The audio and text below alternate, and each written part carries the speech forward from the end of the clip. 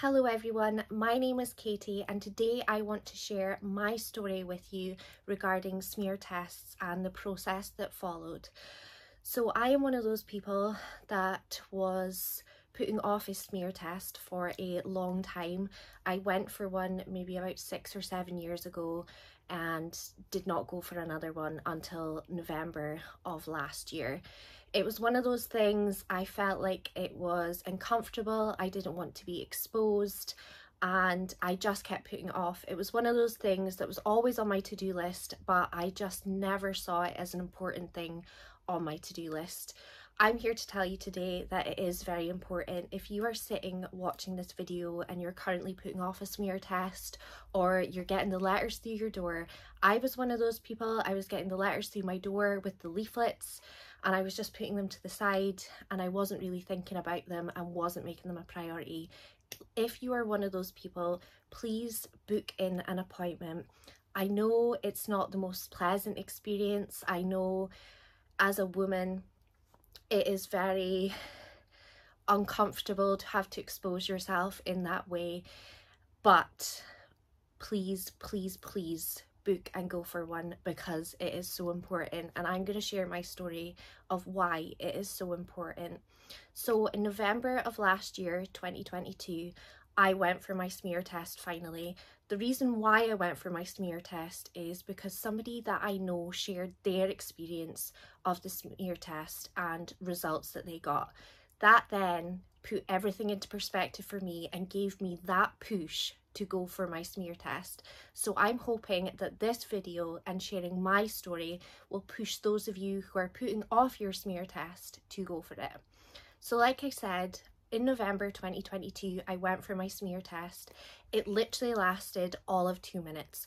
It took me longer to take my bottom half of my clothes off than it did for the actual smear test itself. You go for your smear test, they take a swab, that's fine. The results process took about 6 weeks for me. So I did not get my results until about January of this year in 2023. My results letter came back saying that I have something called high-risk HPV. Everybody at one point in their lives will come into contact with HPV.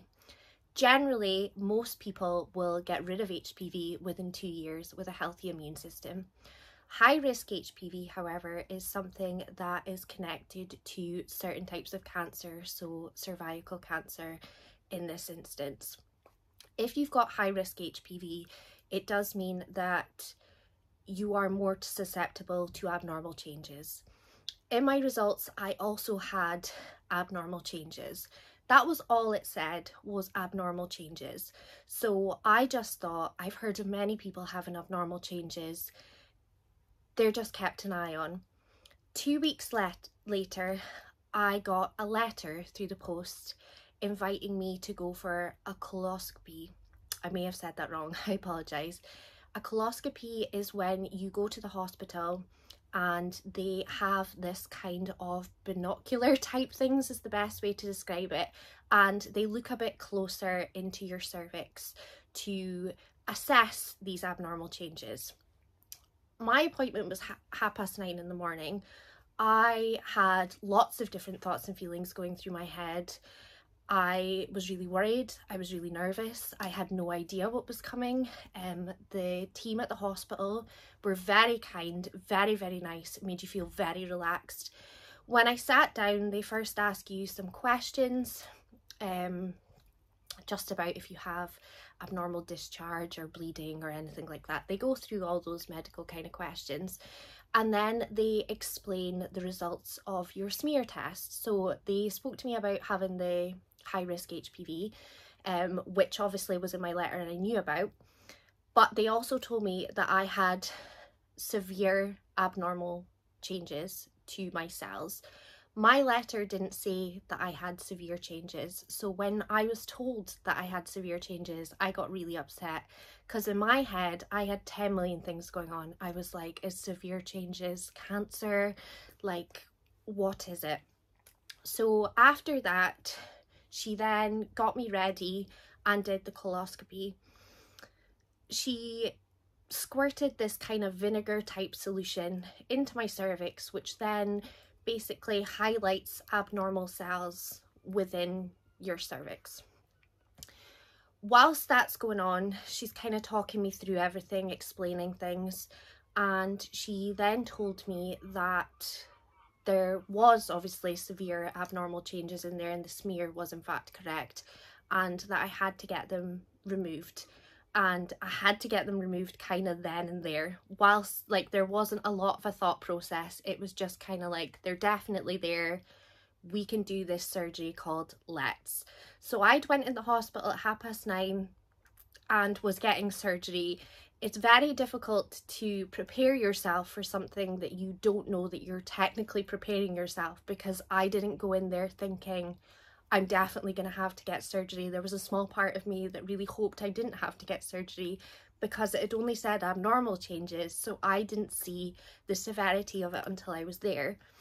So the LETS procedure is an electrical loop that basically cuts out a portion of your cervix, and then it is cauterized and you're kind of sent on your way. And what they do is they send off the cells that they have removed and they test them for different grades of, it's something called CIN. So you get it in different stages. You get CIN 1, 2 and 3. 1 being that you've had slight changes. This could be due to a yeast infection. This can be due to lots of changes. 2 is kind of mild to moderate. So there's quite significant changes, but they're not severe. And then there's something called CIN 3, which is really severe changes. And all these different stages affect different parts of your cervix. So CIN 1 kind of affects the surface and not all of the layers. CIN 2 affects 2/3 of the layers of the cervix, and CIN 3 pretty much covers all layers of the cervix. When I was at my coloscopy, they said that they thought that I have CIN 3, so that's all of the layers of the cervix. What happens when they do the LETS procedure is they have to inject local anaesthetic into your cervix and carry out the procedure. Getting the local anaesthetic is obviously not pleasant. As you can imagine, a needle up there is not going to be nice. But once that's kind of kicked in, you generally don't feel anything else going on. There are risks that are involved when you get LETS surgery. Because they are cutting away part of your cervix, they're shortening it. So there is fertility risks that come with that. So the fertility risks are that you could preterm a baby, so have a baby before 37 weeks, or you could miscarry late into your pregnancy. Now, because it was a kind of like there and then situation, I didn't really have time to process that until after my surgery. I think when you're in the moment, you're just trying to get rid of what's in your body that shouldn't be there. And the scary thing about abnormal changes is you don't know that they're there. I was totally unaware that I had them. There was no symptoms, no nothing. If I hadn't gone for my smear test and I had left this for say 10 years and didn't go and ignored it, I could be sitting here having a very different conversation about cervical cancer. I still don't know 100% what the grade of my cells are that was removed. You have a 6-week wait afterwards to get them. I am currently on week 2 and in week 2 of recovery. You have a 4 to 6 week recovery time after your LETS surgery. There's many things that you can and can't do. Exercising is a no-no. You can't take baths for the first 24 hours. You can experience some mild cramping. I unfortunately ended up with an infection, so then had to get antibiotics. This is quite common for people with a lower immune system to potentially get an infection. Sex is totally off the cards. Anything going inside is totally off the cards, including tampons. It's very important that you stick to these things because they are in place so that you obviously do not get an infection. I stuck to these rules and unfortunately did get an infection, but you just go to the doctor and they do give you antibiotics and check everything over. I am not finished my journey. My journey is still obviously in the process, and it's been a very emotional journey to get to where I am now. And depending on what my results are, if they've not removed all the abnormal cells, because they also take some healthy cells round the area that they remove, so if there's abnormal cells there, I might have to get LET surgery again. There's higher risks of the fertility problems, like I explained earlier, the more LETs treatments that you get. So I'm really hoping at this stage that I don't need to get that done. But I wanted to share this story with you today because I want everyone to know that it is so important to get your smear tests. Please, please, if you are putting off going to get one, or you're worried about getting one, or you just don't want to have to take your clothes off and somebody else see you, please put that to the side, because this could save your life. If this person who I know hadn't shared their story, I would not have got the push to go for the smear test. And like I said, in years to come, I might have been sitting here sharing a very different story and discussing why I wish I'd went for a smear test. There is a campaign out there that's called Don't Fear the Smear, and I'm 100% backing it up. It is so important. I know it's mildly I know it's mildly uncomfortable.